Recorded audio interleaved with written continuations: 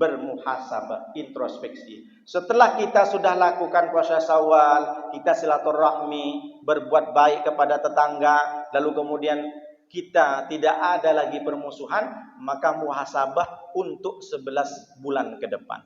Sanggupkah kita menjaga apa yang sudah dilatih di Ramadan atau tidak? Jangan sampai amal-amal kita yang dilakukan di bulan Ramadan luntur, rusak begitu saja. Makanya Rasulullah SAW mengatakan, ini hadis tersebut di dalam kitab Al-Mu'jam Al-Kabir, karya dari Imam Tabrani.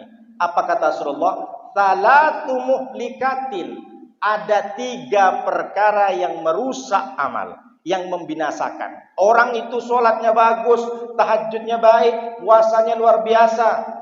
Bahkan ada indikasi diyakini dia dapat Lailatul Qadar karena dia itikaf mulai di tanggal 1 tak berhenti sampai tanggal 30, malam 30 bulan Ramadan. Tapi ternyata dia rusak dengan 3 perkara ini. Apa itu yang pertama, Pak Ustadz? Yang pertama itu adalah syuhun muto'on. Pelit yang ditaati. Muto' diambil dari kata atau ayuti. Pelit itu berbeda syuhun dengan bakhil. Kalau bakhil itu Pak Ustadz adik kandungnya. Kalau syuhun kakak kandung. Apa bedanya? Apa yang dimaksud dengan pelit yang syuhun? Lebih parah. Dia pelit kepada harta orang lain. Contoh, tetangga itu mau berinfak ke masjid Baitus Salam misalkan. Sebelum berinfak sudah diprovokasi. Padahal yang diinfakkan itu harta tetangga kita. Berangkat dia ke masjid, mau ke mana? Mau ke masjid, mau ngasih infak. Jangan. Ngapain berinfak ke masjid sana? Tak jelas pengurusnya. Mau kemana? Ke anak yatim. Tak jelas itu anak yatimnya. Itu ngaku-ngaku aja. Diprovokasi orang agar tidak berinfak. Dia pelit berat harta orang lain keluar untuk di jalan Allah. Ini syuhun. Ada yang kedua kata Imam Tabrani, syuhun pelit kepada harta orang lain itu, dia tumpuk gaji pokoknya. Dia tumpuk tamsil. Dia tumpuk tukin. Dia tumpuk insentif. Disimpan baik-baik di rekening, tapi ketika dia mau belanjakan untuk istrinya, mau makan, mau beli baju, nanduk dia ke orang. Gimana caranya hari ini aku dapat duit selain gajiku? Gaji pokoknya disimpan rapat-rapat. Bahkan bukan hanya disimpan, zakat dan sedekahnya ngambil harta orang lain. Na'udzubillah min dzalik. Mohon maaf, dia nilep, dia korupsi, dia ambil perkara syubhat, uang-uang syubhat, sementara gaji pokoknya disimpan sendiri. Ini namanya syuhun. Pelit bukan pelit kepada hartanya sendiri, tapi pelit kepada harta orang lain. Kalau bakhil, dia ada kotak infak, malas mengeluarkan duit. Itu bakhil.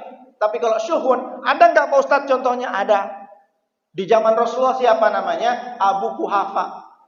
Bapaknya Abu Bakar. Bapaknya Sayyidina Abu Bakar. Sebelum masuk Islam, beliau buta. Dipanggil Asma.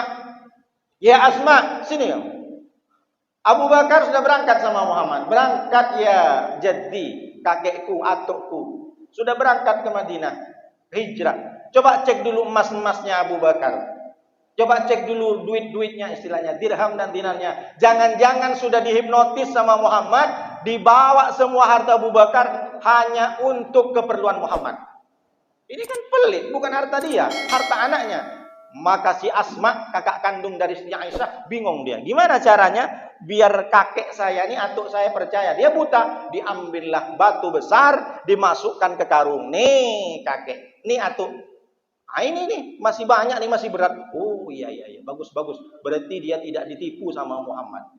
Jadi kalau zaman Rasulullah, sifat-sifat suhun, pelit kepada harta orang lain sudah ada. Jadi kalau ada dalam diri kita, karena setiap manusia punya potensi pelit dalam dirinya. Apakah itu bakhil, apakah syuhun? Kalau sudah sampai tingkatan pelitnya ke syuhun, maka semua amalan kita luntur, amalan kita sudah binasa.